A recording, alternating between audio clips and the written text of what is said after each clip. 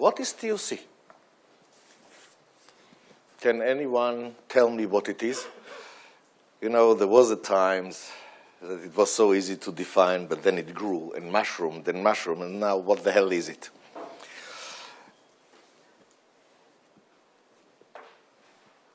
About a year ago, I was forced to really give some serious thinking to define it.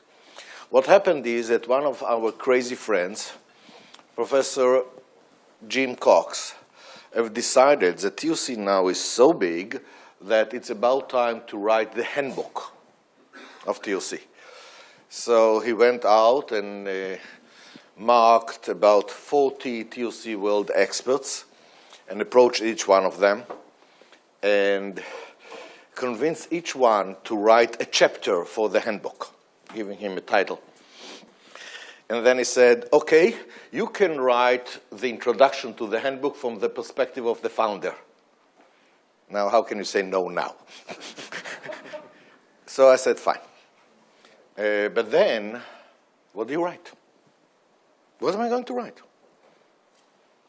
How do you put an introduction to all of TOC without being totally stupid? So this took a lot of time thinking. I think that what helped me was a very famous story in the Jewish tradition. This is a true story. It's about around 30 AD, which means almost 2,000 years old. And the story is about a Gentile, a non-Jew, that came to the two great rabbis of his times and asked each, will you please teach me all of Judaism at the time that I can still balance on one leg? So one of them chased him out of the house, very brutally, but the other one have answered. And the answer has become very famous, and after that there was so much studying to study the answer. The answer was, don't do unto others what you don't want others to do to you. This is all of Judaism. Everything else is direct derivatives. Go and study. What a fantastic answer. By the way, it took hundreds of years to decipher it. In other words, to prove that really all of Judaism can be deduced directly, one-to-one, from one single sentence. And this gives a new meaning to what is TOC. In other words, can you come up with one sentence that encompasses all of TOC as it is now and as it will be in the future, and you have to prove that all what we see under this umbrella of TOC can be derived directly from that sentence. Quite a big challenge. I started to work on it, and then I found to my amazement that probably it is possible to condense all of TOC, not to one sentence, but to one word. Of course, after that, it took me months to prove that, yes, from this word, directly all of TOC is coming out. But the thing that was amazing to me as well, not that only all of TOC is coming out, but what came for the first time so clear in my mind is that all the evolution of TOC came out one-to-one. In other words, the evolution of TOC is not done by fluke. There is only one way it can evolve, and that's how it evolved. And it's all coming from the base of TOC, which is only one word. Can anybody guess the word? When I've asked the same question in Latin America just a month ago, Alejandro, one of the real world TOC experts, have answered, he knows, and the answer is, oh shit. But this is two words, not one. I think that the word that encompasses all of TOC is that you can derive, and that's what I will try to do in the next 3 hours, that you can derive all of TOC from it, is a word that will not come as any surprise to you, the word focus. And everything comes from that. So let's go about it systematically. Do you mind? Hello? No. Is it okay? Yeah, please. Fine. First of all, you go to the dictionary to find the definition of the word focus, and don't be shocked. You will find about 20 definitions,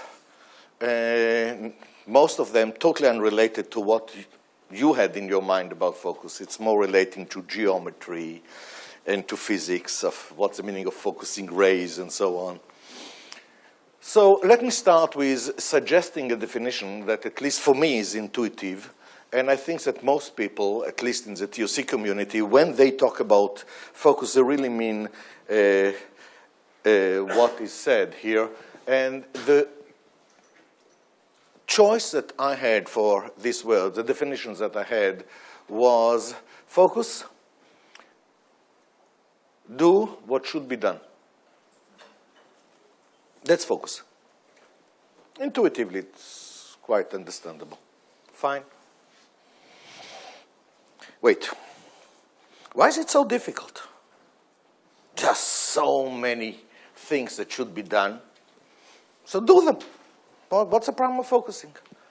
Oh, yes, you may say that, yes, because there are so many beneficial things that we can take, we simply don't have enough time or enough money or enough resources to do them all. But then the guideline will be the more, the better. So what is the real problem?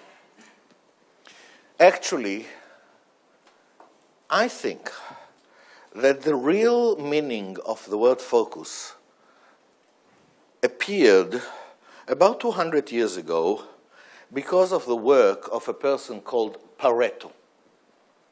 We all know the Pareto principle, okay? The 80-20 rule, if you want. 80% of the impact is coming from just 20% of the elements. Like, for example, if you are looking on the total population of a country, you will find out that 20% of the,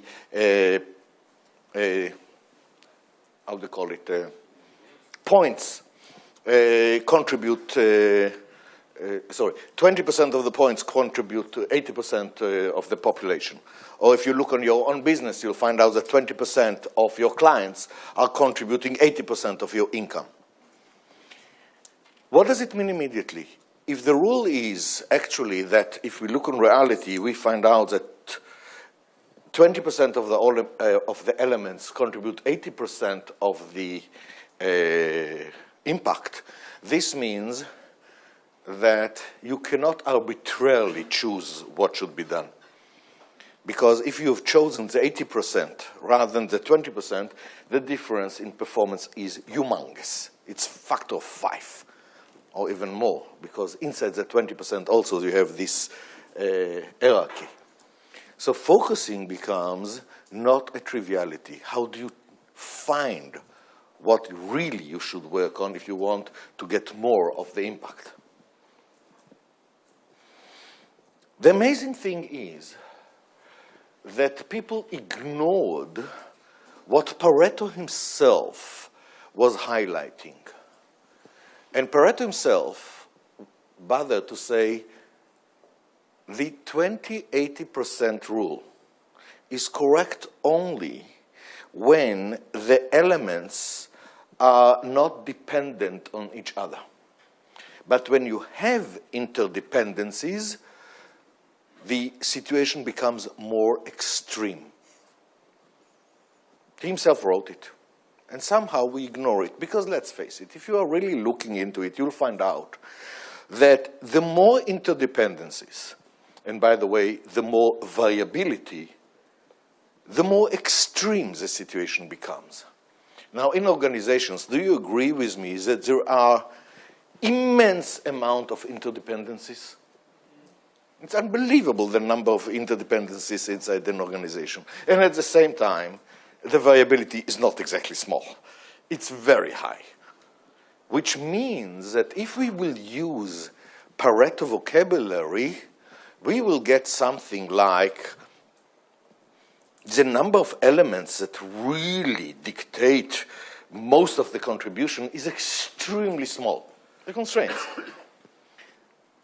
Well, using the Pareto vocabulary, we will get something like 0.1% of the elements are responsible for 99.9% of the impact. Now, focusing becomes totally different. Is it understood so far? Hello? Now, it's not a triviality anymore. But before we go on, I want to stress a point. First of all, this knowledge that if you are dealing with a system of interdependencies, the number of constraints is very, very small, is a knowledge that was researched in depth in physics in the 19th century. Anyone that knows a little bit about physics knows the name Lagrange, and he spent all his life on it, showing what the meaning of it, to what extent the number of constraints are small in an interdependent system.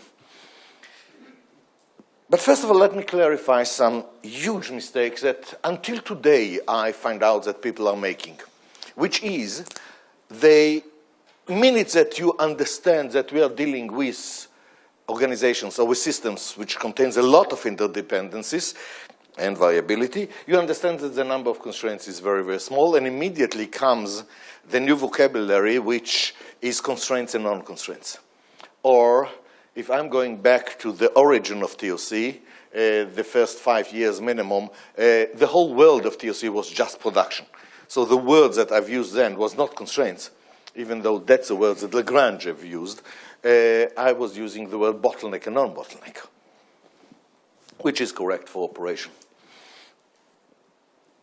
What I found out, to my amazement, from the minute go and even today, that people equate non-constraints or non-bottlenecks as equal to non-important. This is a huge mistake that will lead you directly into the wall.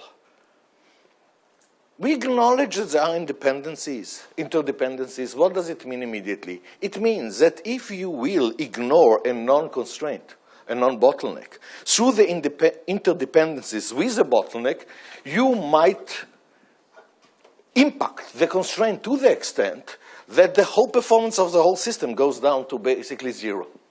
So what do you mean that it's not important? Non-constraints are very important, and you cannot ignore them.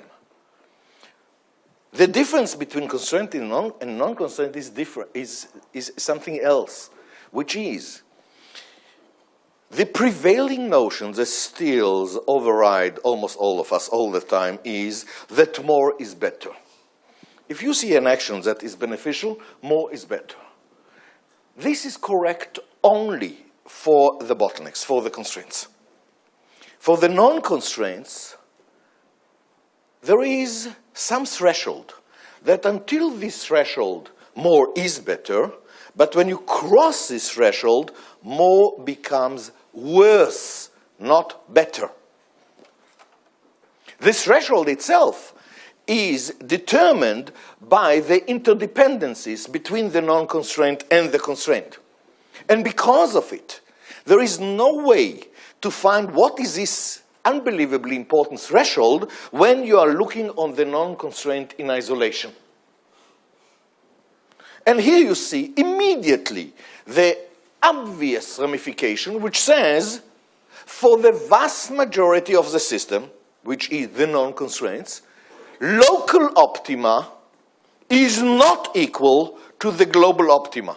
In other words, if you look just on the non-constraint and you will do more is better, then you will not get better results of the whole system. You might get much worse results of the system. You see how it is immediate derivation? Yes or no? Hello? Fine. But now, continuing to think, look what must happen. Still, as we said, the prevailing notion is that when you see an action that is beneficial, then you almost instinctively think that more is better. As long as this is a prevailing notion, and as long as vast majority of the elements of the system are non-constrained, what must be the reality? And you start to see what it is. What is now number one reason for not doing what should be done? It's doing what shouldn't be done. Don't you realize that the minute that we realize that, we have to redefine focus more narrowly? So very early on, the definition of focus became do what should be done and don't do what should not be done. Hello. Now we are somewhere around 79. Obvious so far? Now look what's happening. Okay, you start to work according to that rules. And what do you find very, very quickly? You find out that in reality, in organization, there is some holy system called cost accounting that really dictates some measurements. And according to cost accounting, that in 1980 was totally holy, nobody dared to doubt it even. According to cost accounting, if you produce more, you are absorbing more cost in the inventory. And if you absorb more cost in the inventory, according to cost accounting, you have increased your profit. Hello, everybody knows it? If not, go and learn cost accounting. Waste your time learning cost accounting. No, it's not waste of time. You have to know the enemy. So look what we see. What we see is that cost accounting promotes some type of actions, promotes more, even on non-bottlenecks, even when it's above the threshold, which is totally crazy. No wonder that even with the first implementations of TOC, we clashed directly with cost accounting. What do you do now? One way is to give up. The other way is you start to examine cost accounting. You start to understand where the hell this idiotic notion came from. And then you find out that the people who invented cost accounting were not at the same time that Moses was born, and the cost accounting rules were not given on Mount Sinai, and that actually was formulated at the beginning of the 20th century. And then you find the original articles, and you find to your amazement that the people who invented cost accounting knew exactly what they're doing. And they're putting all the warnings. And nobody pays attention anymore to what they wrote.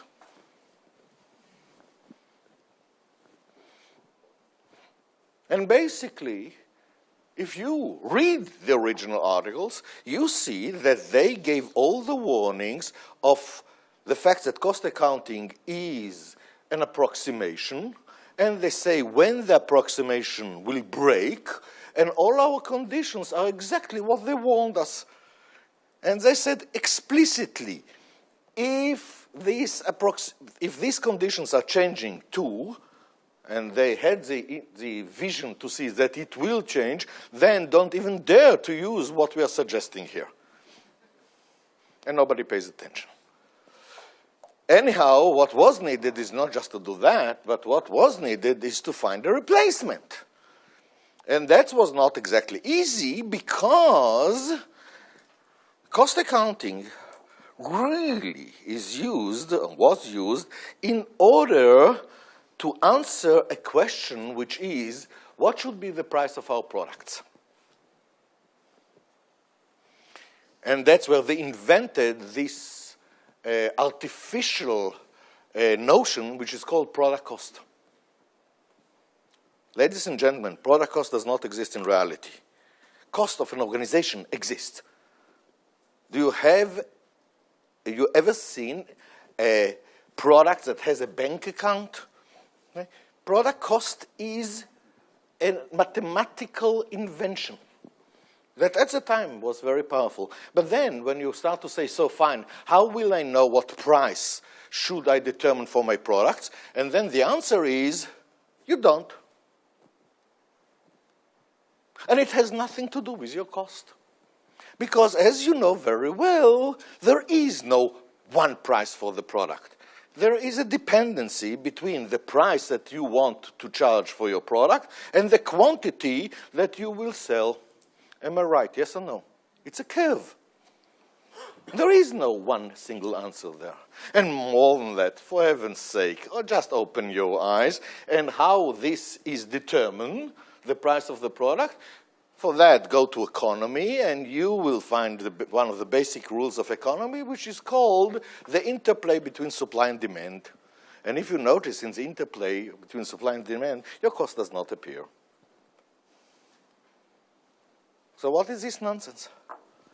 Oh, yes, I need cost accounting for something else, which is how to make decisions. Like, for example, how to judge whether or not we should buy a new machine. Or how do I judge on questions of make versus buy? There are a whole slew of questions. But then when you really look on cost accounting, you'll find out that because of the realizations that are constrained and non-constrained, cost accounting, in the vast majority of cases, will give you the wrong answer. So what's the alternative? I know, it's called activity-based costing. This was invented by a very good friend of mine, Bob Kaplan, and I think that we already agree that activity-based costing is a very, very elaborated way to get different wrong answers. And the answer is so simple. Basically, we need an alternative in order to know how to make all these decisions, not in order to get product cost, because this is simply not the right question at all. And because of it, already in 81, the formalization of the alternative came up. This is called throughput accounting today, and this is basically the alternative of, okay, let's define throughput, operating expense, and inventory or investment, and through that we can get easily the answer to all these questions. What we need is simply to find out what is the impact of a decision on TI and OE, throughput, inventory, and operating expense, and then the delta throughput minus delta operating expense is net profit, the impact on net profit, and the delta throughput minus delta OE divided by delta investment is the impact on return on investment, and here you have the answer straightforward, no problem. So if you noticed, because of the word focus and the need for focus, and because we acknowledge that reality is containing interdependencies, and it does contain a high level of variability, the immediate result became what? The need to find an alternative for cost accounting. So we're starting with production. All of a sudden, I find myself in accounting. Not because I wanted to, but because otherwise we cannot implement the correct actions in production because the measurements condemn it. Is it understood? Yes or no? Fine. Now what happened is a very exciting times where more and more it becomes understood, and it was developed into practical rules of what is the meaning of focus. Remember, focus has now two different pillars. One is to do what is supposed to be done, and the other one is not to do what is supposed not to be done.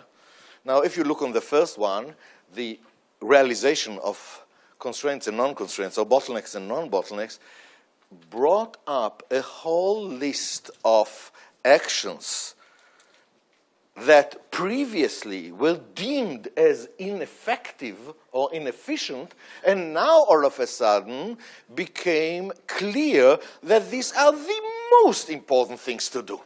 So what should be done took a totally new meaning. Let me give you an example. Do you mind? Hello? Even though I'm back to 82, 81. For example, a real case, there is a new, more effective way to kill people, It's called a new type of bombs. Bombs that are dropped from an aeroplane and then about half a kilometer above the ground are splitted into hundreds of bomblets. So you destroy a whole area. Very beneficial. By the way, to solve this problem, we have to go much, much deeper. Okay? Anyhow, the Israeli DoD decides that we need this weapon. So they commission TOC, which is a large company in Israel which produces ammunition, and they finances the huge line to produce these bomblets. Very expensive line. These super ultra automated machines, very, very big. And this line is operational, and it starts to produce bomblets, and not surprising, is not producing at the level that was designed. So 1 month after the other, they are falling more and more and more behind. The Israeli DoD becomes so concerned that they threatened that they will take back the order and they will give it to a German manufacturer. You are not Israeli, so you don't know how big is this insult. Okay? Move it to the Americans, fine, but to the Germans? At that time, one of the TOC people came to this plant, visited the line, and then he finds out something which is not a big surprise, which is the line is working, is activated 3 shifts a day, of course. But what happened when the shifts are changing? First of all, the people who worked on the line are going to have a shower, they change clothes, then they go outside, they are waiting for the buses that brings the replacement shift to come so they can go home. The people who came with these buses are now eating first, and then they change clothes, and then they man the line. So, on average, every time that there is a shift change, 3/4 of an hour is lost. Big deal. No, huge deal. So you analyze the line, and it's very easy to find out where is the bottleneck of the line. As a matter of fact, every person, not every manager, but every person that works on the line knows very well where the bottleneck is. And this bottleneck is a very complicated machine that is manned by 3 people. And the idea is very simple, of course. These 3 people should continue to activate this machine until the replacement have already eaten and changed clothes and are coming and are replacing them so the machine does not stop for 1 second. Now, these people that have just been relieved can go and shower and change clothes and go home. By the way, 3/4 of an hour each shift. This means about 10% more. That was about the gap. What was the answer when it was suggested such a triviality? How are they going to get home? The buses have already left. Get a taxi. Wait a minute. Depends on the shift. These 3 people might live in 3 different places. Get 3 taxis. Do you know how much a taxi costs? In other words, forget it. Idiotic idea. There was no choice but to do the calculations with them.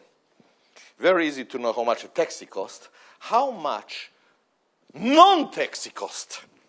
In other words, how much it costs this company if they do not get the taxis for these 3 people each shift. And the answer came out very straightforward. And each day, they could have bought the taxi plus the white license to operate the taxi each day. That's how much non-taxi cost. You all TOC here, knowledgeable people, so you know how.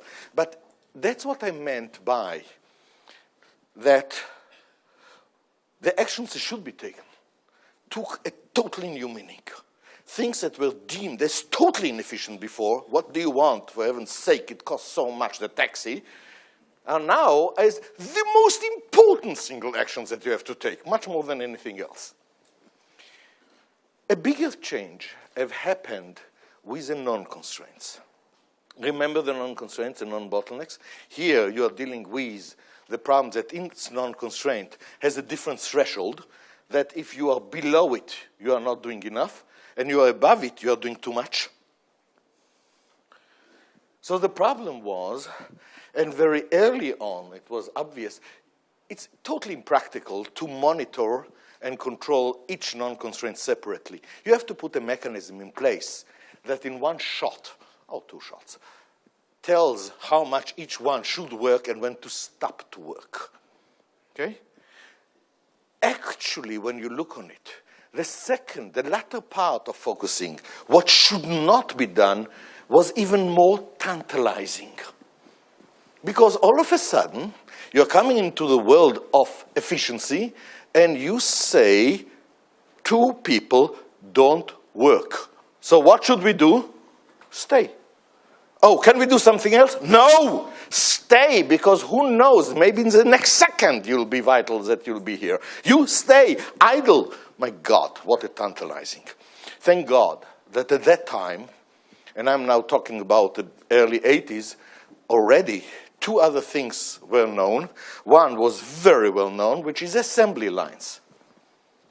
In assembly line, you have limited space between each two work centers, and when the space or the conveyor belt is full, nobody regards a worker on assembly lines that continue to assemble and drop things on the floor as efficient.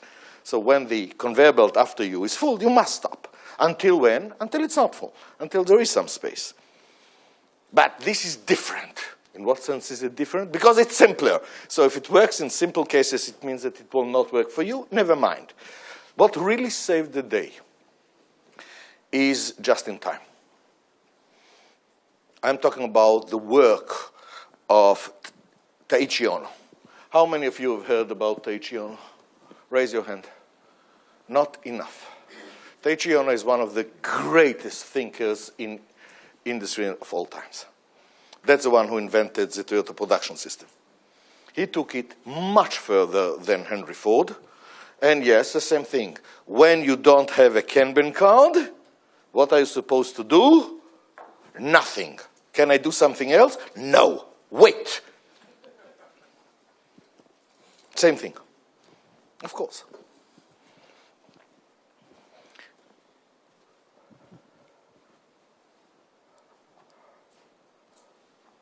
All this knowledge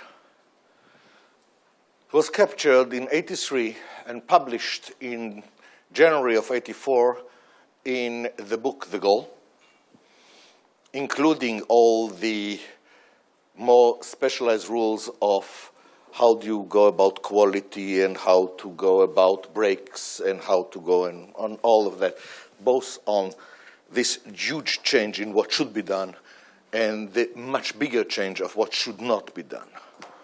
And then, a year later, in the race, it was, the concepts were written very precisely. The concepts of throughput inventory operating expense and why this is a full replacement for cost accounting, including the concept of the drum buffer rope, of how to monitor according to the constraints and non-constraints, so you don't have to spend time individually on each non-constraint. Remember, if you do that, you have lost, because the threshold is different for each non-constraint. Not just that, but it's different in time. As time goes by, and I'm talking about even hours, the threshold may change.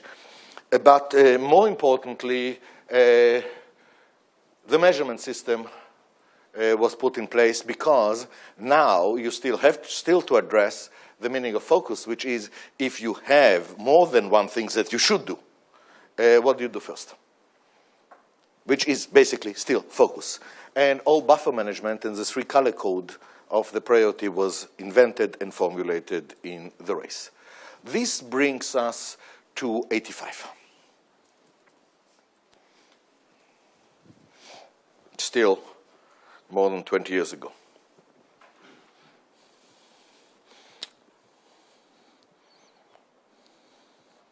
What happened then is that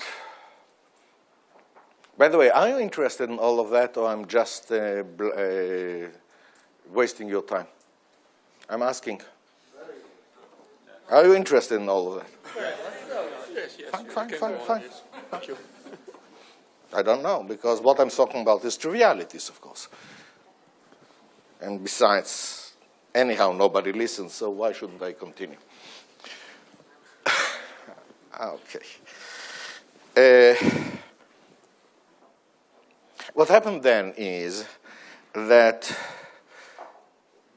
the results that were achieved in more and more production environments, and the simplicity of the logic and the speed was so encouraging that other environments started to ask for the same and started to mimic it. Other operational environments, we're still in operation. You know, the first attempts were not exactly very good, because there is a famous rule that says that if you are good with a hammer, everything looks to you like a nail. That was ruling the whole environment. I started to go out of my way, really being very unhappy with what my own people and people that have learned from me have done. And I said, don't you realize, for heaven's sake, that you are dealing here with different environments which are different to the extent that if you are simply copying from production, you're doing mistakes. And to what extent it's different? It's different to the extent that the constraint, the nature of constraint itself is different. For example, at that time, constraint and bottleneck was synonymous. As a matter of fact, everybody was using the word bottleneck. The word constraint was not used at all. But when you're coming to another environment, like an operational environment, that instead of producing the same product again and again and again, it's environment of projects. Don't you realize that the meaning of constraint is different? As a matter of fact, it was already in 1903 published the first real article that shows how to focus in projects. What do I mean? Look, if you're looking on a part of a project, okay? And I'm talking about not a tiny project, but something average.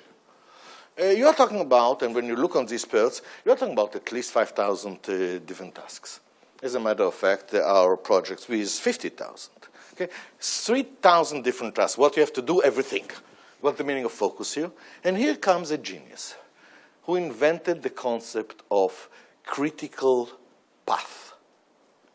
Look what the meaning of it. He said, the things that really dictate the performance, and if here we're talking about is the time to complete the project, is not determined by all these 3,000 tasks.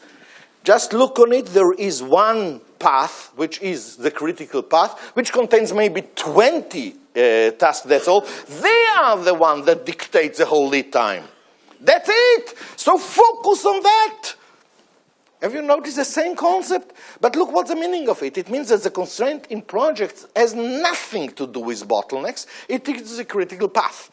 And when you are thinking a little bit more, and you go back to the original definition of critical path, by the way, it's amazing to what extent the people who put the original things had fantastic insight, but then their followers or their students have simplified it and doomed us to huge mistakes. You are looking at the original definition of critical path, and it is defined as the longest chain of tasks. And what is the longest? Tasks which are dependent on each other. What are the two types of dependencies? One is the structure dependencies, the other one is resource dependency. And if you follow that, you don't get critical path, you get critical chain, which is the original idea. So I'm not taking any credit for this idea. But you understand that all of a sudden, the concept of the constraint have changed. It has nothing to do with bottleneck. It is the critical path. It's time all of a sudden. And then, when we went into distribution environments, you find out that the constraint has nothing to do with bottlenecks whatsoever. It has nothing to do with capacity. In distribution, the constraint depends on which environment you are. If you are in retail, if you are in wholesalers, distributors, the constraint is definitely cash. If you're in retail, the constraint is the number of clients that are entering your shop. Nothing to do with capacity. And yes, the same things is what's a constraint, what, for example, overproduction. The need to eliminate overproduction, which means the idea of a threshold in production, when you're looking in project, it becomes totally different. It is the need not to buffer with more safeties individual tasks. And if you're looking at the distribution, it translates, overproduction translates into don't ship ahead of time, rather than don't produce ahead of time, hold it back, okay? But then what happened is it became so apparent that the word bottleneck is misleading, so we had to replace it, and we've replaced it with the word constraint, but also the need to now clearly verbalize the focusing process was screaming hell, and that's why at that time, the 5 focusing steps was at the first time verbalized. Identify the constraint, decide how to exploit the constraint, subordinate everything else to the above decision. This was formulated in '87. And if you take the original 2 versions of the goal, the one from '84 and then the one from '86, you will not find any mention of these 5 focusing steps. So in '87, that was the time that the word theory of constraints was coined, and that's where the time that, together with it, the 5 focusing steps have been formulated and released. Everything looks nice and dandy. Now, what was the immediate next challenge? If you notice, this happened not because of failures, but because the knowledge was so powerful and so successful, new horizons have opened, new questions have opened, and because of it, new knowledge had to be created. What was the next step after that? Well, the 5 focusing steps have opened the Pandora box, basically. So many other environments, non-operational environments. I'm not talking anymore on operations like production or project management or distribution. I'm talking about other type of environments. Have said, whoops, this applies to us. They've started to use the 5 focusing steps, and very clearly it became apparent that the whole body of knowledge is missing. Because what were the questions then in the center stage? How do you identify the constraint? Fine, you identified it. How you decide how to exploit it? You've done that. How do you put the mechanism of subordination? How do you put the mechanism for elevation? These were new questions in new environments. And I found myself in almost la la land. In what sense? Usually, what do you do when you have such a question? You go and find out who is the best practice, who is doing the best. You look what he's done, or what he's doing, and that usually gives you the answer. When you come with this type of questions, of, for example, how do you decide how to exploit a constraint, and you go to the best places, and you look what they are doing, and you find out that they are doing almost the same idiotic things. Or when you look on how does it subordinate, and you really look on the best ones, and you see to what extent the best ones are still very bad. You cannot get the answers. So what is left? Intuition. Oh my God. I started to feel that I am trembling. First of all, it takes time to develop intuition in other environments. The other thing is that still everyone is taking what we have done in these previous environments and copy it one-to-one, even though it doesn't fit at all. The problem was, and that was the amazing thing, that when you are looking on the best ways to find answers, you find out that this best way is far from being sufficient. What was the best way at that time? Still is. You, first of all, acknowledge reality as is. You are looking courageously at gaps between the current situation and what you want it to be. In other words, you are looking on problems. Then you don't go blindly. You are doing an attempt to quantify the impact of each problem. Many times you find out it's very hard to quantify, but at least get an order of magnitude. And then you use the good old Pareto. You're putting the biggest problem in terms of impact at the top, and then you take the first 3 or 4 from this list, and you work on them. What is the problem here? Conceptual mistake. If you notice, the assumption here is still that the gaps, these problems, are not dependent. And when you are really acknowledging reality, and you start to take the interdependencies into account, and you do even the first rude analysis, you find out something that Newton was warning us a long time ago, which is what you call problems are actually just effects of a much deeper cause. In what sense deeper? If you take into account the interdependencies, you will find out to what extent there is deeper cause that cause all these undesirable effects. And these problems are nothing but effects of these deeper cause, undesirable effects. But then the real bewilderment starts when you notice that once you identify the core problem, you start to realize that most of the recommendations given by prudent people that were given when you look on a problem in isolation, on undesirable effect in isolation, most of the recommendations, when you now acknowledge the core problem, you'll find out that they are definitely much less effective in terms of the impact, but many, many times you find out that's the wrong actions. In other words, the answers that you get when you look on each UDI separately, the answers that you get in terms of what to do, when you do the full analysis, many times it turned out that this belongs to exactly the opposite group. It's something that you shouldn't do. In other words, where is the systematic way to do what? How to answer the questions of identify the constraint, how to answer the questions of how to decide on exploiting it, how to answer the questions of how to subordinate, and so what is systematic way to go about it? And it was obvious that nothing that exists there works, except for something that was existing in a long, long time since Sir Isaac Newton, which is a scientific approach. Unfortunately, nobody verbalized it. 3 years of real collaborative effort to formulate what is now known as the thinking processes. Basically, how do you go systematically about finding the core problem? How do you find a solution which is not a compromise? And how do you trim away that and ensure that this solution will not generate new undesirable effects? These are the thinking processes. By the way, very interesting, in parallel, the same problem was recognized in Toyota.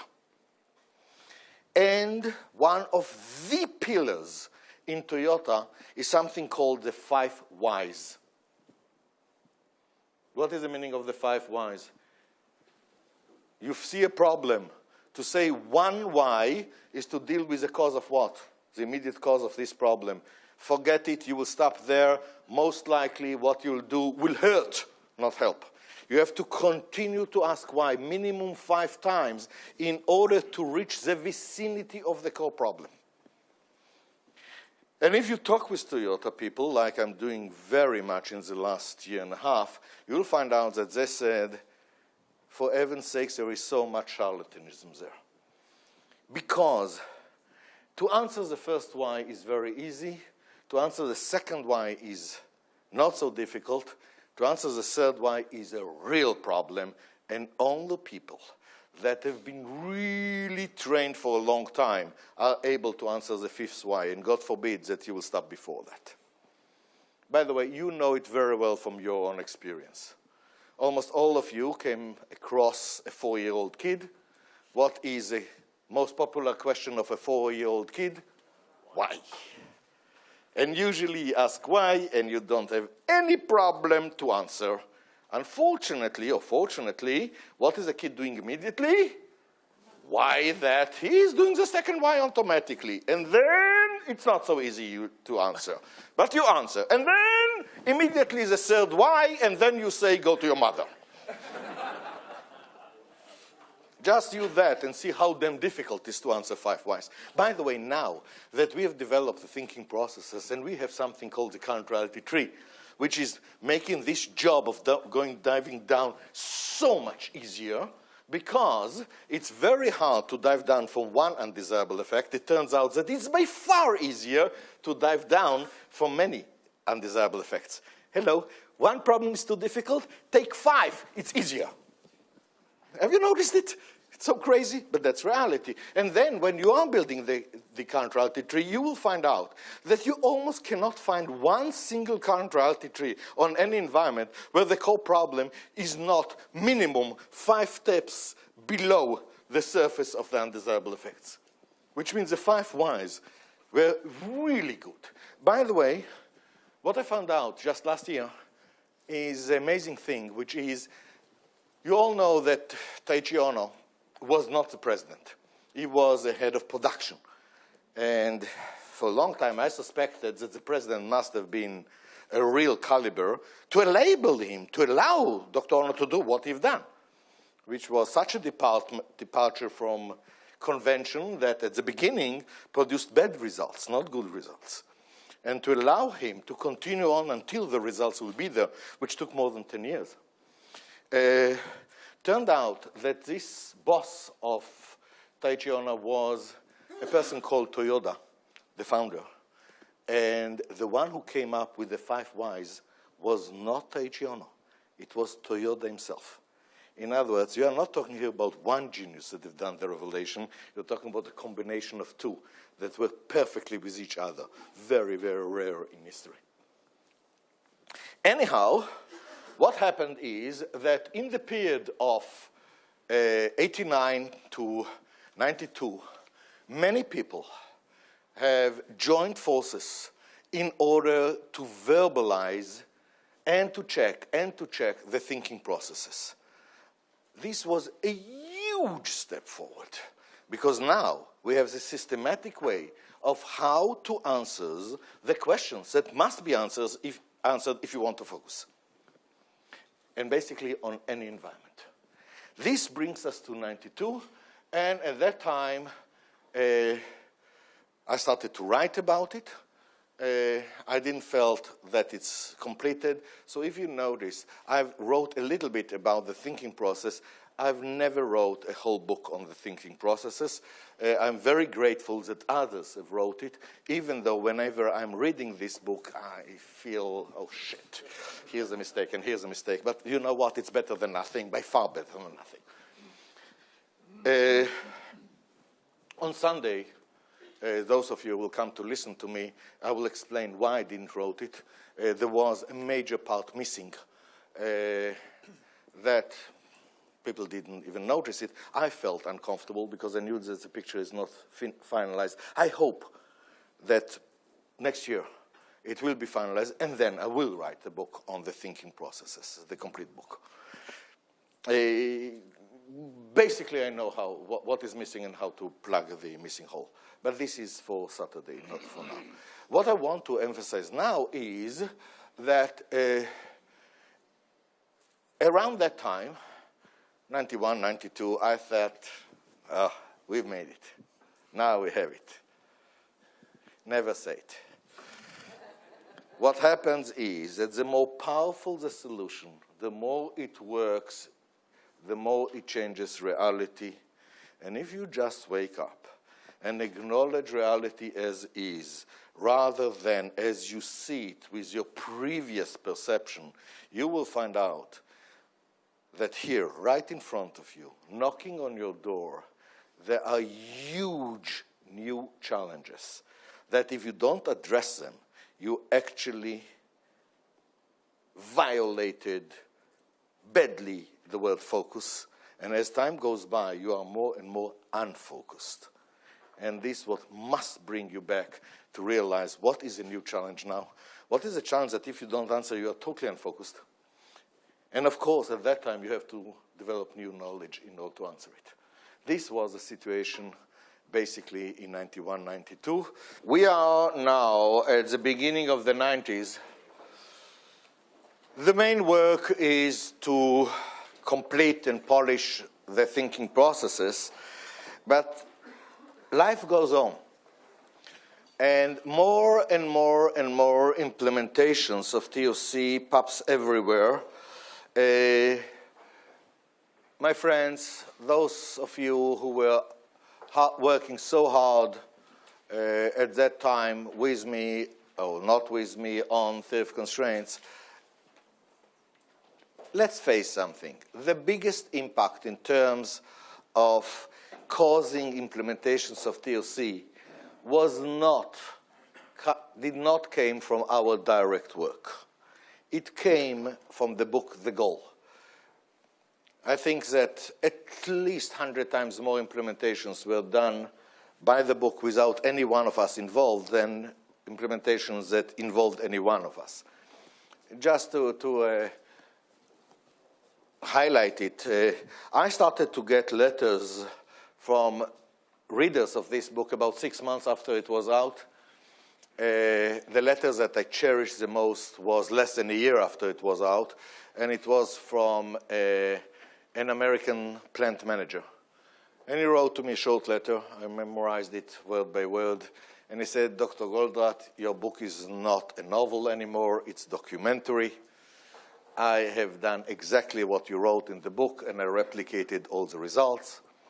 And the only difference between my book, your book, and my reality is that my wife didn't come back yet.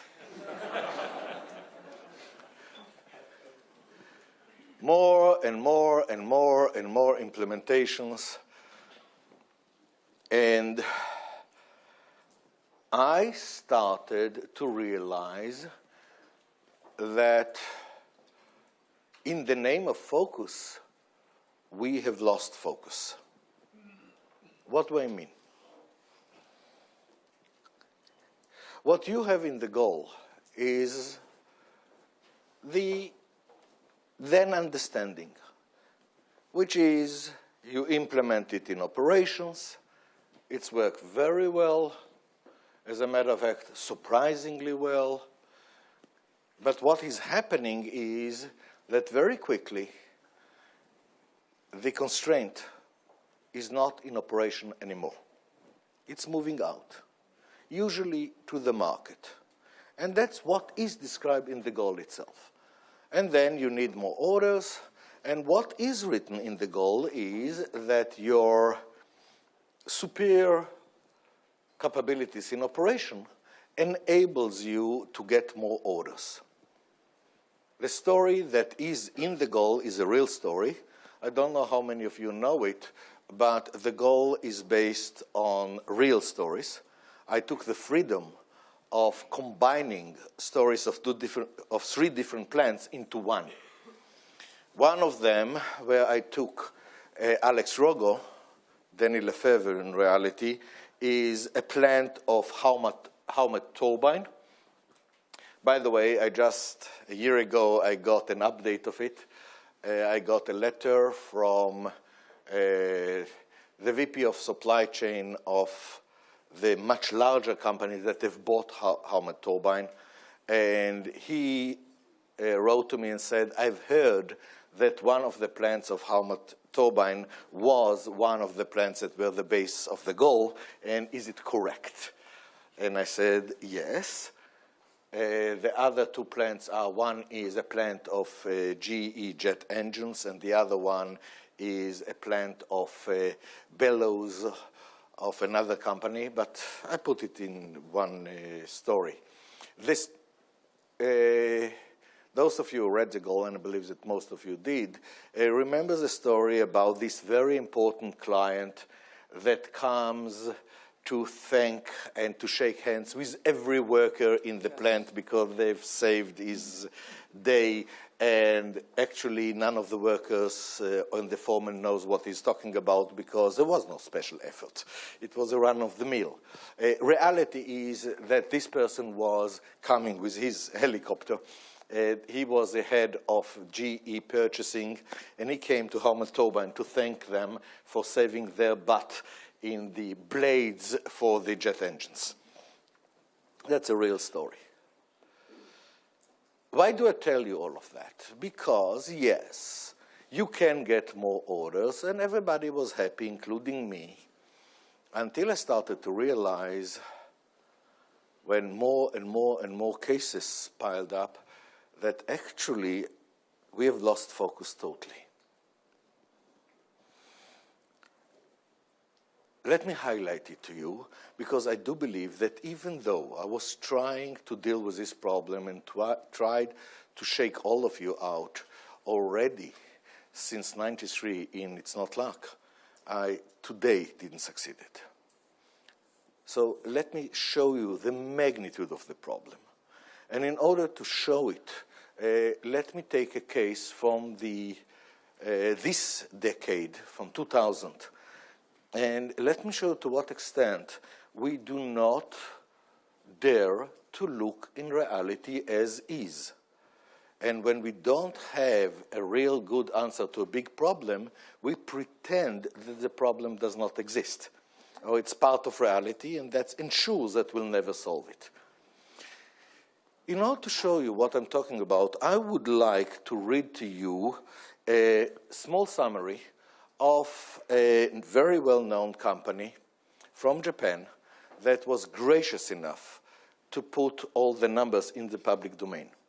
The company as a whole is Hitachi. Hitachi never ever gives the P&L, the financial statement of a division. Nevertheless, in this case, they have released all the numbers so that I can use them. Let me show you what is the case, and I will ask Wendy, that knows how to read much better than me, or Patrick, to read it for us. I'd like a microphone, please. And I'm not going to give her mine. She will take over. What Wendy will read is a paragraph from an article that I believe is a cornerstone. This article was checked by Toyota. It was totally approved by Toyota. As a matter of fact, Toyota started to move on it. And I'm talking about all of Toyota. So if you want a copy of this article, just ask for it. And I think that we put it in sub-websites, so we will know, somebody will figure out how to give access to you for this article. Standing on the shoulders of giants. And we're you know, going by to... the way, you know who said standing on the shoulder of giants? It's Sir Isaac Newton. And the full sentence is, the fact that I see to such distances is only because I'm standing on the shoulders of giants. Which I believe is an extremely important sentence, that if you want to make any advance, you have to do, first of all, to understand what the giants before you have done, so you can't stand on their shoulders. But the whole idea is that if you stand on the shoulders of giants, your obligation is to see further than them. If you are not making any attempt for that, don't bother them, don't stand on their shoulders, stand in their shadow. And the meaning of, what is the meaning of understanding what the giants have done in order to find how to look further? That's what I've tried to portray here in this article. The giants that I'm talking about are the two phenomenal giants in industry. One is Henry Ford, and the other one, which in my eyes is even much bigger, is Taiichi Ohno. And then how to take it further, and why, and how what they've done, by what they've done, they've paved the way to go further. So when you go further, it does not mean that you diminish their work. The exact opposite is right. This is the highest thank you that you can give to their work. So here, let's go very, very down into the Hitachi case.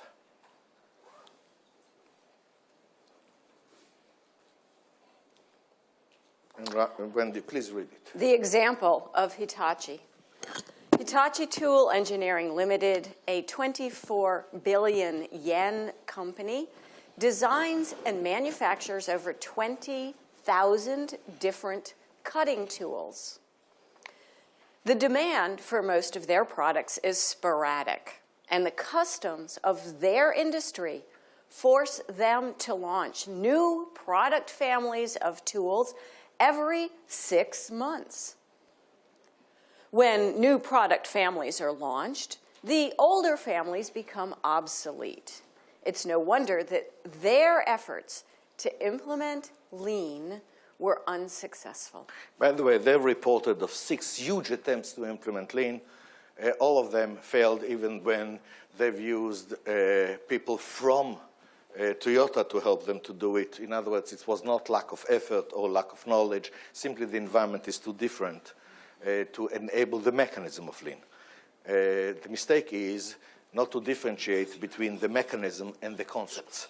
And if you start from the concepts, there is a very nice application that can propel the company into the new heights. Hitachi Tool Engineering Limited started implementing DBR, drum buffer rope, in one of their 4 plants in Japan in the year 2000.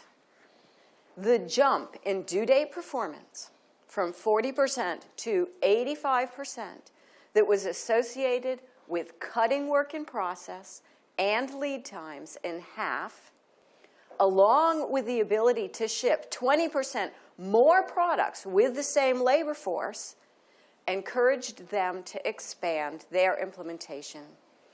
By 2003, they had implemented DBR in all 4 plants.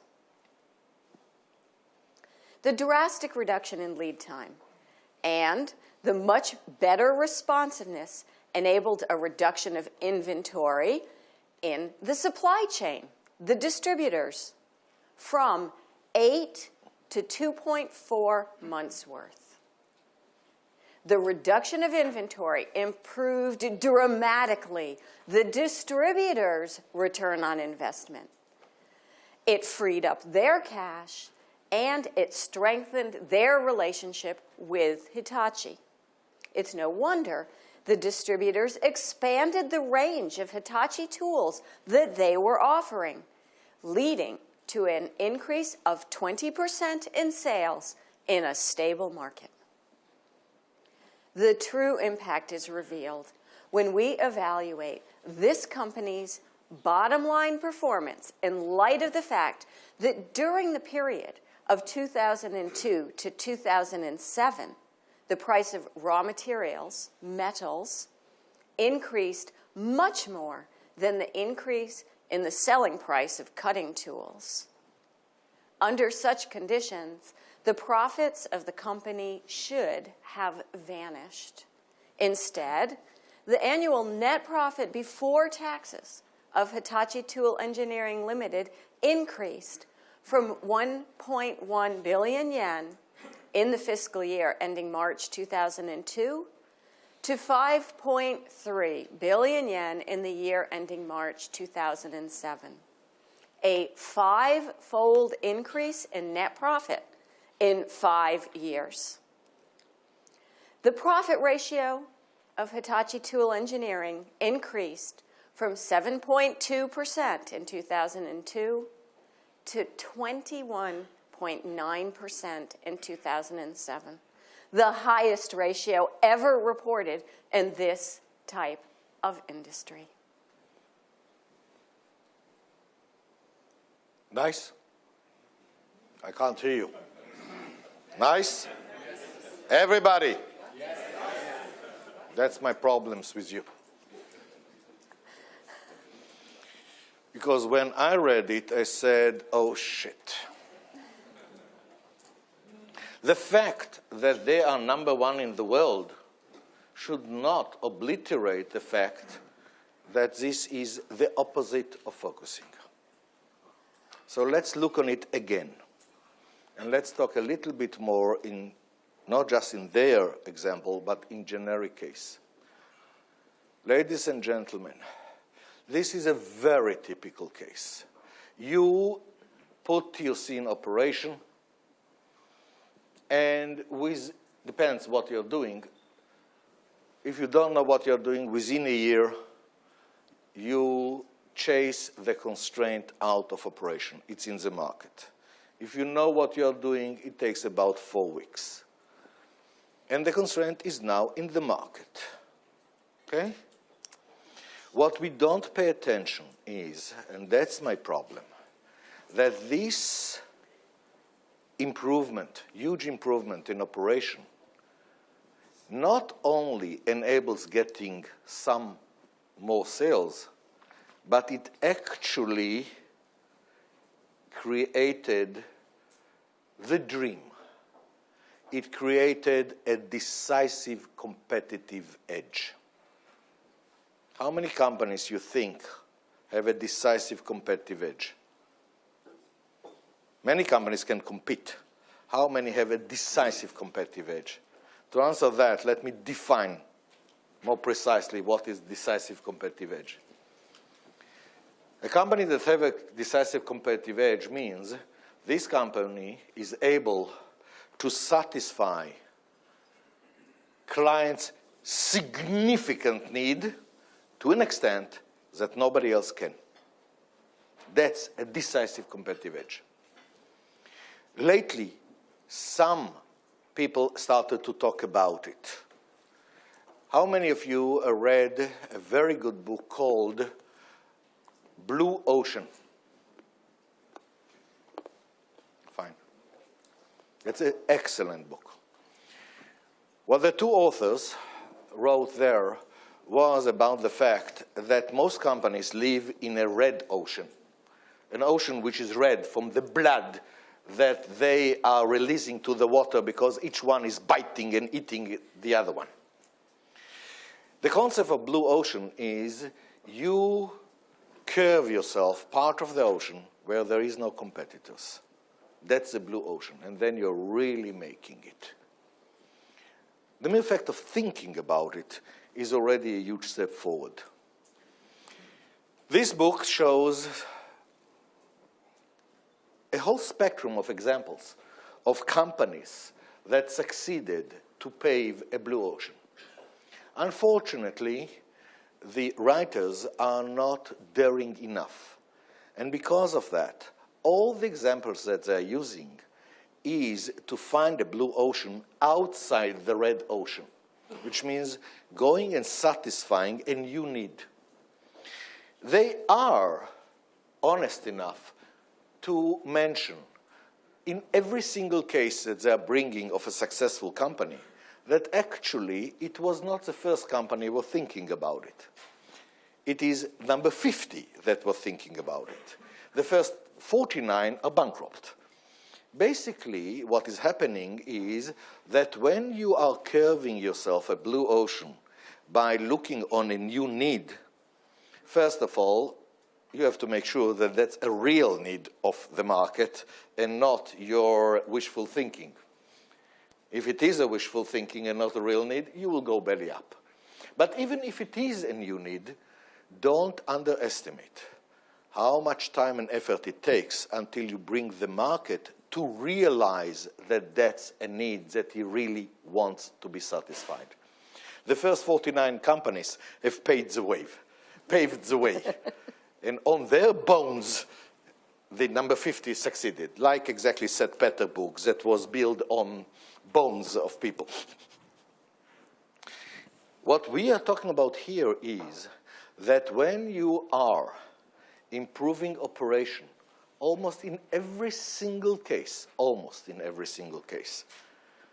you create a decisive competitive edge within the red ocean itself. In other words, you are all of a sudden being able to satisfy a real need of the client, a recognized need of the client, to an extent that nobody else can do it.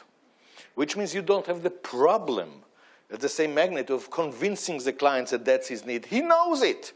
As a matter of fact, you have to convince him that at last there is somebody who can satisfy it because he gave up. which is a much easier job.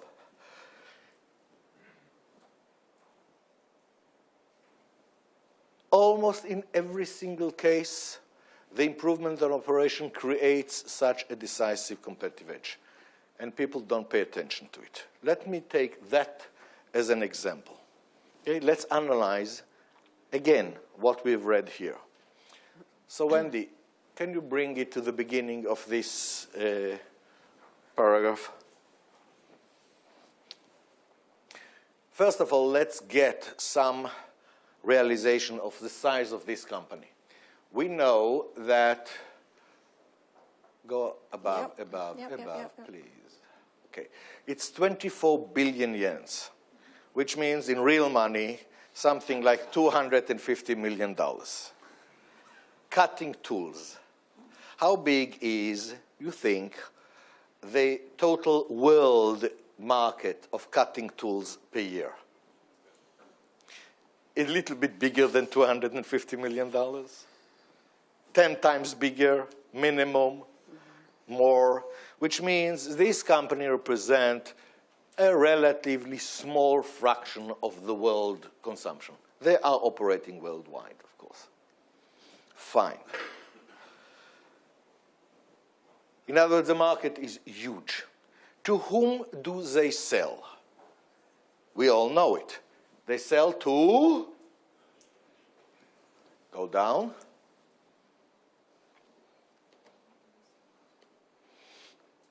they sell to distributors, wholesalers. Okay? These wholesalers, if we will continue to read, it's apparent to us that these wholesalers are not exclusive. In other words, they are buying not just from Hitachi tool, otherwise they couldn't have enlarged the spectrum. Okay? As a matter of fact, when you are looking on how many, what is the percentage of a distributor buying from Hitachi, it's about this, a little bit, it's about reflected in the size of Hitachi in the world.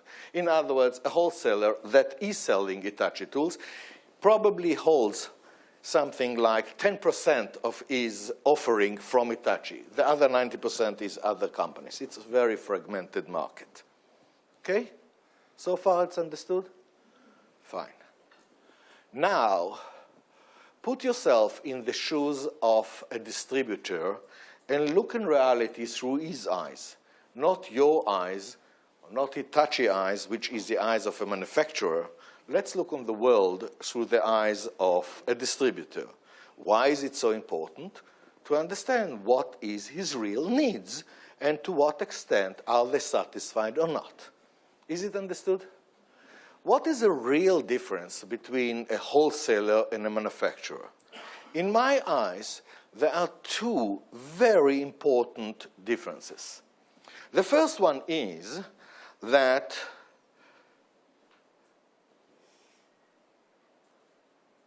the inventory in a distributor represents more than 90% of the assets.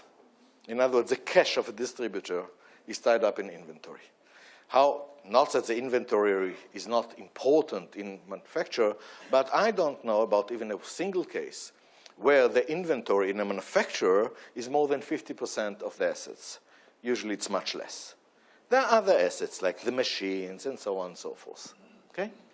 So here we are talking about one huge difference. Almost all the money of a distributor is tied up in the inventory. There is another huge difference. If I will go to a manufacturer and I will tell him, I give you unlimited line of credit, no cash problems. Can you double sales in 1 year? Usually, what will be the answer? The answer is, forget it. I need more markets. I need to develop more clients. I have to develop more products. Doubling sales in 1 year? Forget it, impossible. If I will come to a wholesaler with exactly the same offer, and I will tell him, I give you infinite line of credit, can you double sales in 1 year? What is the answer? Yes, no problem. I will triple the portfolio of products that I'm carrying. I will double sales. Is it understood? Now take these two differences together and you immediately see the vast difference in the approach of a wholesaler to his business. Actually, a wholesaler knows that he's putting his money in the inventory. If he had more money, he could have got more profit. Is it understood? In other words, he's actually looking on his business like we are looking on putting money in the bank.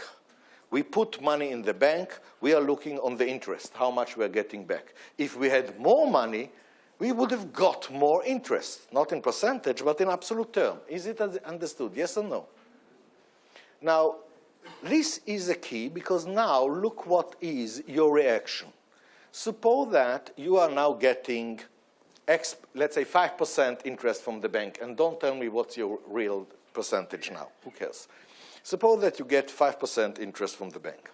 And here comes another bank and says, why won't you switch your money into my bank? I will give you 7%.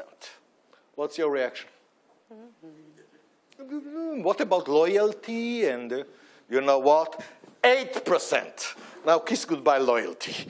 You switch. Am I right? Yes or no? 10%. You switched. It's too good to be true, where's the catch? But if you find out that there is no catch, then of course you'll switch. Of course, this is too good to be true. You will check where is the catch.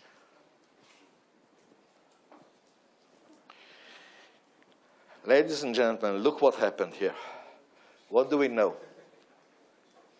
Wendy, can you read again this? The drastic reduction in lead time and the much better responsiveness enabled a reduction of inventory in the supply chain, the distributors, from 8 to 2.4 months worth. Hello.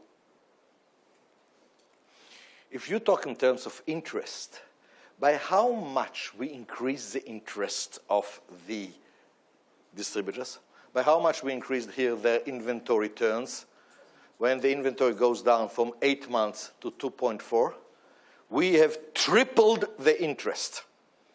So if it was 5%, we are not talking about 7% or 8%, we're talking about 15%. No catch. More than that, what did we say here? We said, if you go a little bit up, that in their environment, every 6 months, they have to launch a new family of cutting tools. Up. Read it. The demand for most products, cutting tools, is sporadic, and the customs of their industry force them to launch new product families of tools every 6 months. When new product families are launched, the older families become obsolete. Hello. By the way, if you look on how come this craziness happening, they really don't have a choice, because what is happening in this industry, every 6 months there is a world exhibition. If you are not in the world exhibition, you do not exist. And in order to present in the world exhibition, you have to come with a new family of products, which is by far better than the previous family. So you don't have a choice. You yourself are obsoleting a family every 6 months. Fine. Now let's go down and let's see the impact. Now we are in the wholesaler. And what did we say? 8 months of inventory, where every 6 months a whole family become obsolete. What do you think happens to the distributor? He is not exactly delighted. He has to obsolete a whole part of his stock. When the inventory is reduced to 2.4, it's not only that you triple the interest, you almost eliminated the problem of obsolescence. Do you understand that you are talking about satisfying a phenomenal need of the distributor and a very recognized need of the distributor? And you're the only one who can do it because you're the only one who can give such services. Because in order to do it, you had to cut your lead time in half. You had to improve dramatically your yield performance. This is not something that your competitor can do based on the decision, like reducing price. Is it understood? A fantastic competitive edge. Did they use it? And the answer is not at all. They were waiting for the distributors to recognize it on their own and slowly, slowly react to it. What is my proof? My proof is 20% increase in sales in 5 years when you have the biggest mafia offer ever. You know what's a mafia offer? An offer that nobody can refuse. What is happening? And look on it. The distributor is holding thousands and thousands of SKUs. You are about 10% of it. How much time it takes a distributor until he realizes that, surprise, surprise, no matter what cutting tool he buys from you, on those cutting tools that he buys from you, his inventory turns is 3 times more than the average. How much time it takes him? Years to realize it. And then you start to react. Most distributors have not realized it yet. Don't forget how damn difficult it is when you're looking at it and you don't expect such a thing. What would have happened if Hitachi would have done something very simple?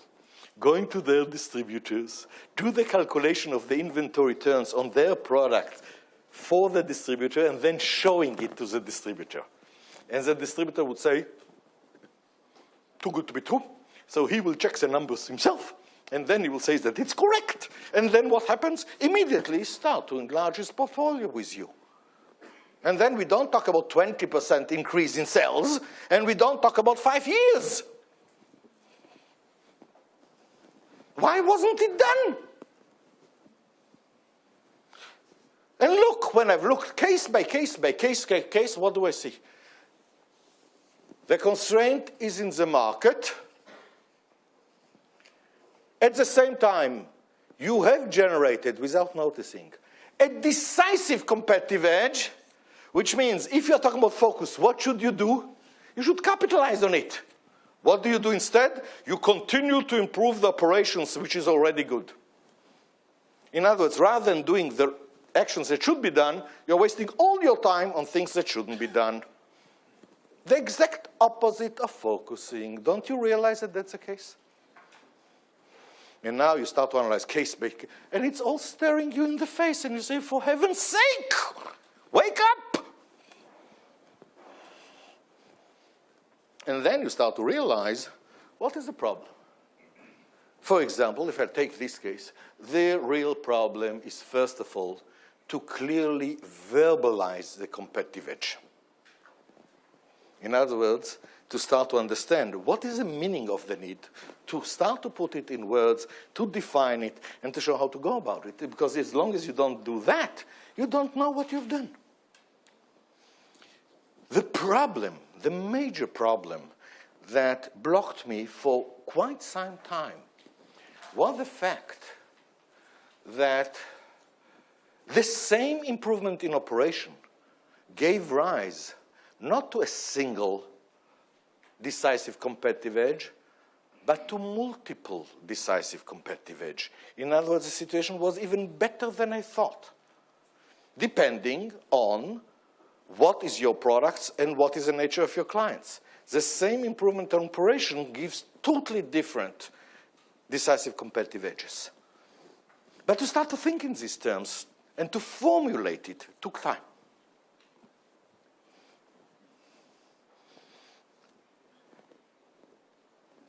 Not so much, because already in 93, 94, the main types of competitive edge were formulated. The fantastic breadth of the competitive edges came out. And then I found out, oh my God, this is much bigger than I thought. Why? Because for my talking to companies, I found out that when they're talking about a decisive competitive edge, they're almost always talking in terms of technological advantage. In other words, we are coming with a better product. Almost always. What you have to bear in mind is that when you're looking on a decisive competitive edge, you have to look on two parameters, not one. One is the magnitude of the need that you are satisfying relative to your competitors. But the second element is time. How much time before the competitor will close the gap? Is it understood? What is happening is that due to improvement in technology in the base material, the base components, what we witness in the last 30 years is a dramatic shrink in the window of opportunity that is gained by technological advantage. For example, when IBM came with its first PC, the XT was the best computer, macro, whatever you call it, computer in the market for 3 years. When a company today comes out with the best PC, which is, by the way, twice better than what is available, how long before the competitors catch up? Not just catch up, but surpass. Do you know what the numbers today? 4 months. In other words, this window of competitive edge, this window, because of that is opened by technology, not like 30 years ago, is closing dramatically fast. Before you are able to really capitalize on it, it's already closed. And still, people are not thinking in terms of there are many ways to get a decisive competitive edge, not just technology. Look on that case. A decisive competitive edge. You are answering here the biggest need of the retailer, which is, in his terms, you dramatically improve his inventory turns, which is exactly equivalent to you increase the interest. Okay? But in order to do that, what do you have to do? You have to change dramatically the way the producer, have to change dramatically the way he produces. This is a paradigm shift. What do you think takes longer? A technological thing or a paradigm shift? A paradigm shift takes much, much longer.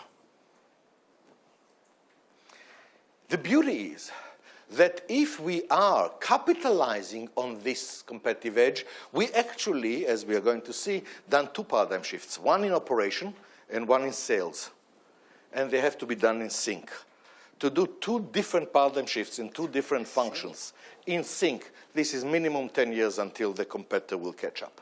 So not only is that you get an enormous competitive edge, the window is much, much longer. Why don't we move on it?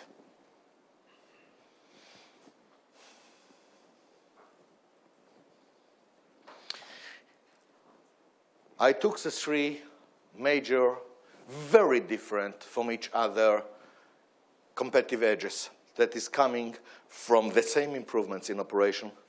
And I have published it in my book, It's Not Luck. Read it again, you will see three very different decisive competitive edges. Because I wanted to show how big they are and to what extent they all stem from improvements in operation, but to what extent they are different in nature based on the products and the nature of your clients. And here's a whole new world. And I'm saying, now results like that, which is being the best in the world, are nothing. We can go by far more than that. And I was starting to talk about it, and I've lost all my people. Hey, crazy Eli is already in the clouds. Who is crazy here? In my vocabulary, if your constraint is in the market, and you have now a decisive competitive edge, and you don't move on it, you are crazy. And instead, you're wasting your time and cultivating your ego by improving operations slightly more.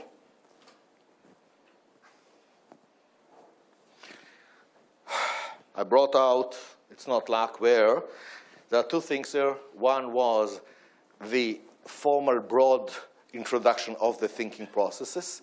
Not that I'm explaining exactly how to do them, but at least I'm explaining what they are.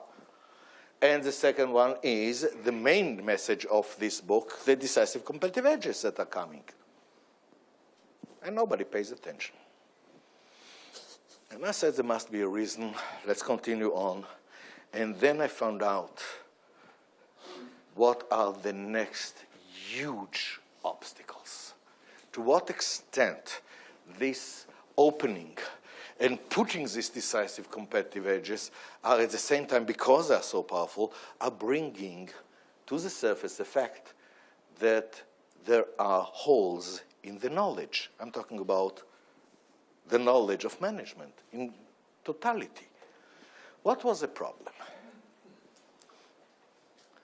And I'm sorry, but until 93, 94, I didn't even realize that there is a hole in the knowledge until we start to move on it and start to push on it, and then I found out what is missing.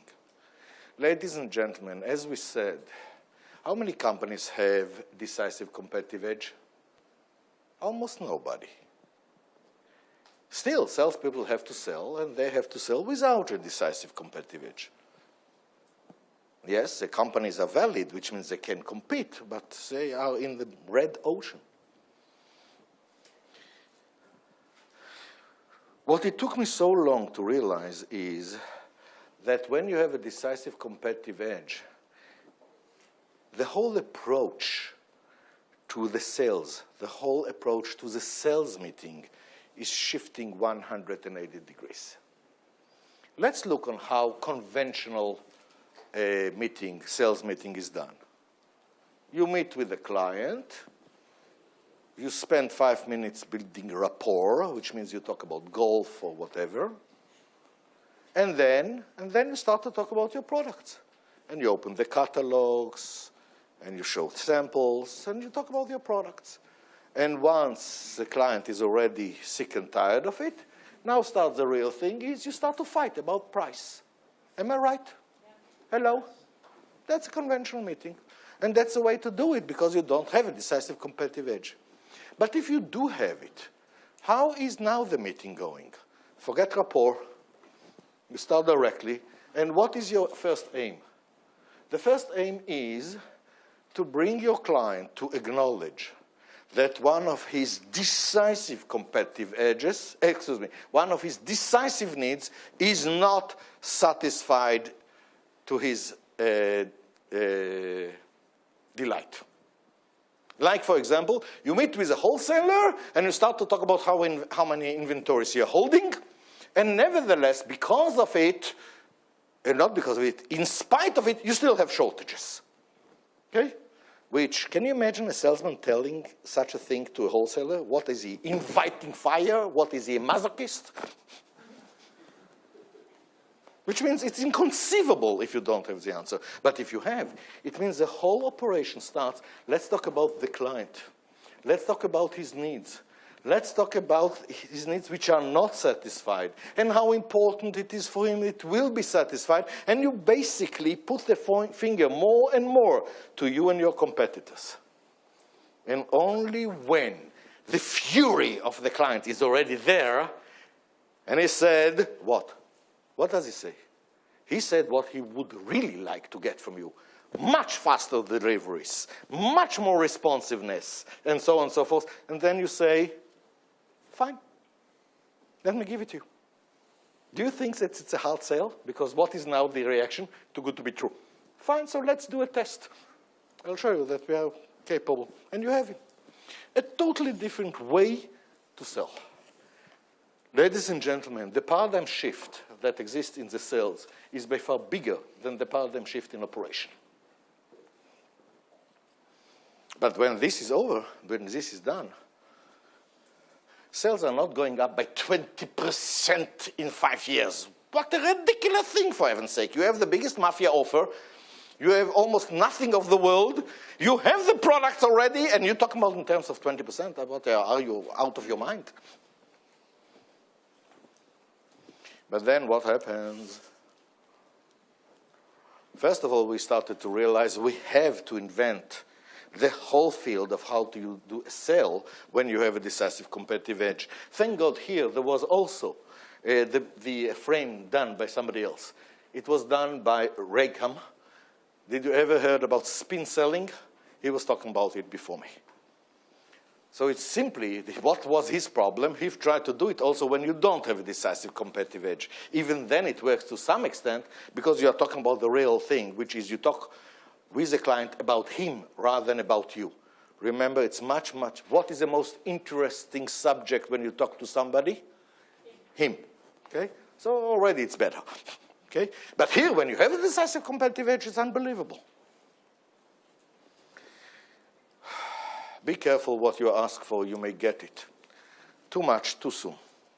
And that's what we started to find out what happens. In these places that we succeed to do it. And you know who is the biggest block? The salespeople that will tell you that it will never work and you don't understand. And the only way to do it is to take them by the ear to the client. And you are the salesperson, and you talk, and then the client is going wee-wee and wants to start the test tomorrow. And then, at last, the salesman is willing to listen to you of what the hell have happened here. Okay? And then you can teach. But then sales goes up so fast. What happens then? The constraint is back in operation. Much faster than you think. And then what happens? You are totally not ready. Totally not ready, and then all your performance that were the base now for the sale collapse totally. You might find yourself in a worse situation that you started. Which means what we needed to do is to develop the knowledge of how do you control the growth. How do you make sure that when sales are going up, you still continue to support this growth in sale, but never ever allow it to ruin your decisive competitive edge. That's the meaning of controlling it. All of that is under the topics of capitalize, which means to turn the decisive competitive edge that you've already done without noticing because of your improvements in operation into real sales. But the most important thing is a sustain, to make sure that the sales growth is such that it doesn't kill everything, but it's controlled very well. Turns out that it was quite easy to develop the knowledge of how to do the sustain. But that opened a new frontier that at the time I didn't realize how big and difficult it is. Because now what we are talking about is the following. What the sequence should be. Either you do it only in operation and then allow for the forces of the market to start to get advantage. This is very, very slow. But it's okay, it's working, like Hitachi. 5 years, and if you are Japanese, you are #1 in the world. If you are an American, you have killed yourself a long time ago. Why? Because the minute that you have revealed 20% excess capacity, what do you do if you are an American company? You lay off the people and then everything collapses on your head. Okay? You came to the people, you told them they improved, now you are rewarding them by laying them off. Do you think that it really works? More than that. Everyone that knows TOC, when he looked on what's written here, and Wendy, please move it to the beginning, know what really happened. Why only 85? It should be minimum 95. Excess capacity that was revealed was 20%. How come only 20%? And the answer is they put the drum buffer rope, but they didn't put the buffer management. So they basically left half of the improvement on the table and working harder. But if they would have put the buffer management, the priority system, this means minimum in their environment 40% excess capacity is revealed. And then the pressure to lay off the people is huge. But when you're doing it right, and immediately at the same time you know what is happening, and you start to train the salespeople and start to bring the orders, nobody even dreams of laying off the people. Which means, and here comes the biggest warning, either you do just operation and leave the constraint out in the market and don't focus, continue to deal with chupchiks, In other words, to continue to improve the operation. You know the definition of chupchik. Everybody knows? No. No? This is the key word in TOC. Chupchik. That's opposite of focus. Chupchik means pissing in the wind and feeling very proud about it. That's chupchik. It's the opposite of focus, okay? Never heard of it? By the way, and feeling very proud about it, that's the important thing. I'm improving! The immaterial things, okay? By the way, chupchik is a word in Ukraine. This is a derogatory word for teenagers in Ukraine. Chup means this part of the air. Chupchik is for these teenagers who spend all their time cultivating their chup, because that's what will bring the chicks to them. Chupchik. I have the same impression when I'm looking on management. Anyhow, here comes the biggest warning. If you are moving on capitalize, for heaven's sake, exactly the same time, you have to move on the sustain. Things are moving here so quickly that if you don't put the mechanism of sustain, the increase in sales will kill you. It will kill the competitive edge. Fine, but that was what does it mean? What takes longer? To train the salespeople to do this shift, which by the way, means many times redefinition of what is your target markets. Because your target markets is not anymore according to the traditional thing, but according to which section of the market the need is bigger and less satisfied. That's the places that you can take it very well. And this is not usually one-to-one correspondence with what you have. So it's a change in marketing, it's a change in sales, it's training the salespeople. This usually takes longer than the change in operation, which is, thank God for that, because now operations have improved enough, and then they can start to pull all the sustain so that you don't have to hold back the sales. Very hard to hold back the sales once they realize, oh my God, I can sell. But this means what? That from the minute go, you don't talk with production alone. You talk with production and with sales and with marketing at the same time. Do you know how it is called in other words? Holistic implementation. And that's a must. And I grossly underestimated to what extent the TOC community, whether it is consultants or whether it is managers in large companies, are afraid of holistic implementation, terrified.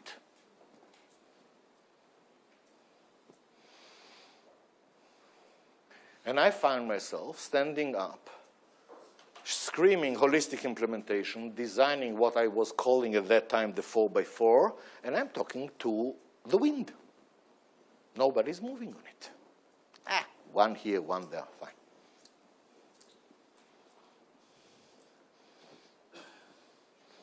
Huge problem.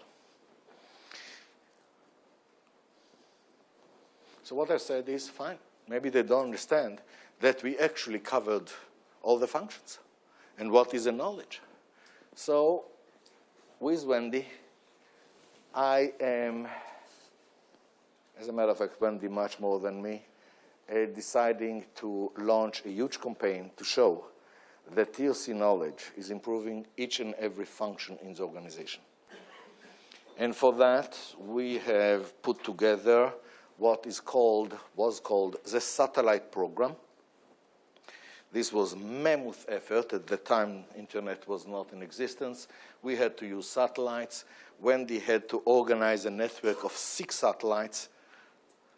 And we have run 8 programs, 3 hours each one of them, 8 consecutive weeks, where I've showed that each and every function in an organization is already, we know how to focus. First one was the production, and the second one was the measurement, and the third one was project, which means engineering, and the fourth one was the supply chain distribution, and the fifth one was marketing and sales, and then human interaction, and then the last one was overall strategy. And I thought, fine, now that it's recorded, now that they see it, they will move. Monolithic, and nothing happened. Almost nothing happened. Yes, you're talking about already some companies that have embarked on it, and you're talking about companies that now are the showcases for the next problem that I have ignored. That was probably one of the hardest lessons that I ever had to swallow. Do you know what is the biggest obstacles for achievements? Setting the objective too low. Shall I repeat again? That's the biggest obstacle for achievement, setting the objective too low. And damn it, I was the one who helped to set the objective much too low. I was not ambitious enough. One of the hardest lessons that I had to learn is that whenever I see that people are not doing the obvious, and if you notice, this is what happened on this journey again and again, never ever to find refuge in idiotic excuses like they are conservative, they're idiots, they have other interests, and all this mumbo-jumbo. And to come to realize that they're not moving just because of one thing. There is a missing piece in the puzzle. And it's my duty to find it if I want people to listen to me. If I don't want people to listen to me, that's fine, I can do nothing. But if I do want them to listen to me, then instead of starting to blame people and to start to imagine derogatory things about them, is to put the finger back and to say, a whole part of the knowledge is missing, find it. And when I cannot find it, to say, this means that the piece which is missing is much, much deeper. It's in the base. That's why I don't see it. This is exactly what happened here. You have to realize that what happened is that the problem of unfocusing became apparent already, very apparent, in '93 when I wrote It's Not Luck. It was even verbalized. Here the market is a constraint, here there is a decisive competitive edge, and people are not moving on it. How crazy it is. And then I went into the holistic thing, and I was talking about the 4x4, and I've designed all these 8 days, and frankly, some clients have moved on it very little, but the community at large did not move on it at all. So what's happening? And yes, I found out the knowledge that was missing in the capitalize, and I found out how to put the sustain, and still companies were not moving. And then I realized something much deeper is missing. And really something very deep was missing. The objective was not set correctly. To that extent, the mistake was big. Let me remind you where the objective was put. The objective was put in the goal. Do you know a phrase like process of ongoing improvement? As a matter of fact, it's probably going through your ears out. Do you know who invented this phrase? Most probably it was invented in TOC. It is the subtitle of the goal. The goal was called The Goal, Process of Ongoing Improvement. It was so deep, and after that, just in time, NTQM embraced it fully, and everybody was pushing it.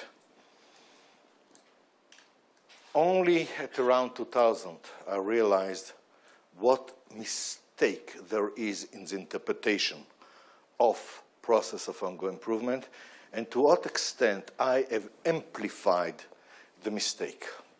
Let me go back to basics. Process of ongoing improvement.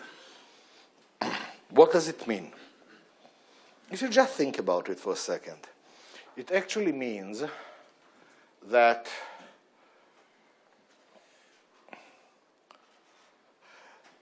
You are looking on performance of the company and time, and as time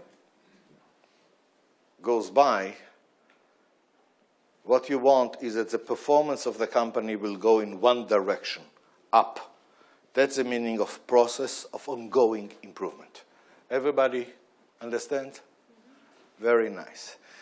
What I recognized very early on is that actually, under that definition, there are two conceptually different paths. What we call today the green and the red. Both of them are process of ongoing improvement. What's the difference? The difference is that in the red, the absolute improvement per interval of time goes up, and that's why you get exponential growth. And in the green, the absolute improvement per period of time goes down, and that's why you are reaching more and more diminishing returns. Is it understood? Yes or no? Now look on it. When I approached crowds, and I have asked, ladies and gentlemen, which curve, the green or the red, looks more realistic to you? What do you think was the overwhelming answer? Which one is looking more realistic to people? The green. The minute that I started to realize to what extent people are stopped to focus and not putting their efforts, to capitalize on the competitive edge that's already done, even though the constraint is in the market, I started to push with all my might on the red, and I was condemning the green. Condemning the green. First of all, I've showed what do you mean by the red is not realistic. For example, did you ever see a company that grows by 3% per year, year after year after year? Have you seen such thing? Yeah. Hello? Many. As a matter of fact, if you're a publicly traded company, the demand from you is to grow by minimum the growth of the world economy, which is about 5% plus. Now, look, 3% per year even means that every year the absolute amount becomes bigger, which means if you plot the curve of a company that grows 3% per year, what you get is the red curve, not the green curve. So why the hell do you say that it's unrealistic? For small companies and big companies, same thing. And by the way, look on the biggest one, China. What is the growth of the GDP of China in the last 30 years? 10% a year. Year after year after year, you plot the GDP of China, and you see the exponent. So what do you mean unrealistic? But I was going out of my way to condemn the green curve. For me, the green curve was, and I've said it so many times, the green curve is not poogie, it's stagnating on a higher level. That was probably my biggest mistake. Ladies and gentlemen, ask yourself, how come that even though people are seeing the red curve in companies, as a matter of fact, I got the green curve is realistic from presidents of companies that have the red curve. What's so attractive about the green? And the minute that you really start to answer that, you start to realize these are not one graph, this is two graphs. Because when you're talking about performance, there are two different types of performance, and you need them both. One is called stability, and the other one is called growth. Hello? Financial growth. And as a matter of fact, when you do the analysis, and remember what I've told you about the sustain element, okay, you start to realize that if you do not put the mechanisms for stability, growth collapse. And if you don't have growth, you don't have stability as well because of the competition. Basically, you must demand the red curve in the financial performance. You must demand the green curve in the stability performance, every aspect of stability. More than that, when I start to analyze it more, I understood that this phenomena that I was trying to hide at the beginning of these graphs is not a fluke. Have you noticed that at the beginning the green grows much faster than the red? Correct. And that's how implementations of TOC goes. The first actions improve the profitability, but they improve by far more the stability. And by that, you create the platform for people to jump on the bandwagon and be for the change rather than against the change. So it's a must, as a matter of fact. But much more than that. What I started to realize is that this green curve is mandatory for the red curve and vice versa, but this means that the whole approach to how to implement is different. It means that you have to think it over very thoroughly, so whatever procedures, whatever mechanisms you are putting in order to support the growth, when you will have to continue to higher and higher growth, you will not change these procedures. You just have to add on them. That's the meaning of real stability, and there is no end. Now, to focus on that, I've changed the objective, and because of it, I had to change the world, and I've started to talk about ever-flourishing companies. That the objective is not to increase the profit. It's not anymore just making more money. I don't care. What I do care is to take a conventional company and to turn them into an ever-flourishing company. So the horizon is 50 years plus. And the whole idea of ever-flourishing company means to embed in the company the culture of how do you go about the delicate balance of the green and the red all the time. And by that you get much more stability than you ever thought. And the performance are going into numbers that nobody has seen before. I'll give you some examples. Because there were companies that, since I've talked about the holistic approach, did listen. Some of them have put their results in the public domain. One is very well known because it is a publicly traded company. This is First Solar. That's an American company. Go and check their performance, and you understand what's the meaning of red and green. Okay? This company started 8 years ago, where the president went to the Jonacos. At that time, the company was 40 people. 2008, the company have made more than $1 billion. Traded, public traded, so you can see their profit and so on. The beautiful thing was the comments on that company in the first 2 quarters of 2009, when they've reported such huge increase in profits in the midst of the recession that everybody was saying, that's another Enron. They must have cooked the books. Okay? Right now, they've crossed the 2 billion.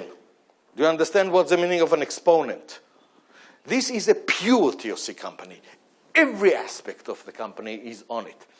I would highly recommend to you to get, for example, the presentations that they gave in TOC ICO. It's captured on video, and to hear what they say about it and what's the meaning of running such a company.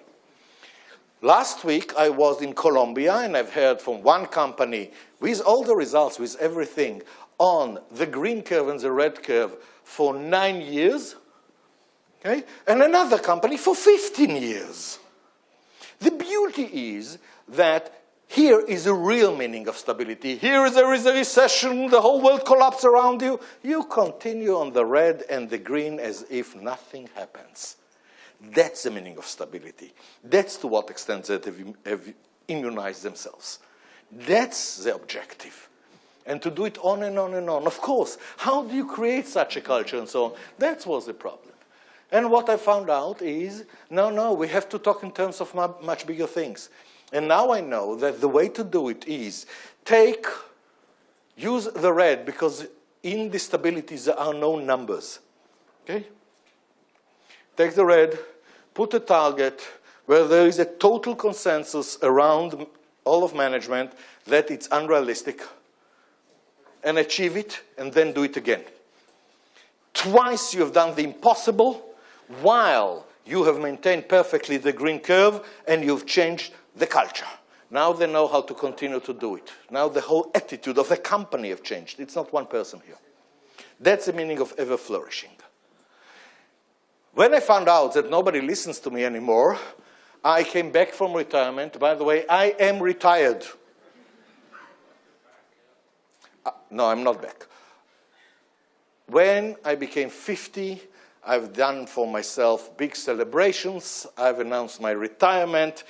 And what is the meaning for retirement? It means from now on, I will do only things that I want to do.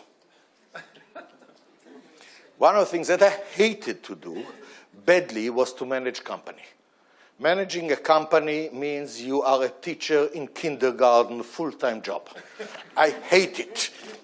Okay? So I'm playing, some people in retirement playing with golf. I play with a little bit larger ball. But I'm doing only what I want. But then what I found out, since the community at large did not move on these concepts at all, as a matter of fact, I got a huge fight back from my people saying it's impossible.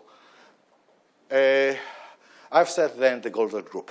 I'm talking about 2002, with the determination to go in it.